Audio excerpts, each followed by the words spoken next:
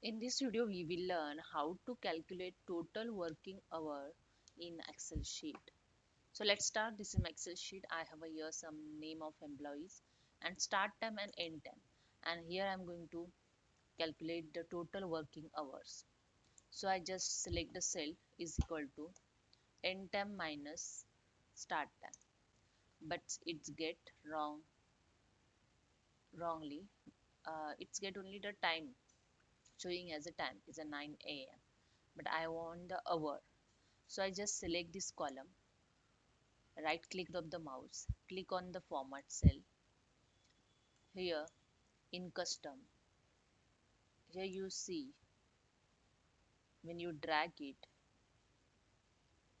you get here in bracket H, then minutes and SS means second. Just click on it. Here you see the format and click on OK. That's it. Now when I copy and paste the formula, here you see I get the perfect overtime. Okay. See here the 8 to 5 is become a 9 hour, 8 to 6 10 hour, then 11 12 again 8 to 5 is 9 hour. So hope you understand. If you like this, please subscribe my channel. Thank you so much.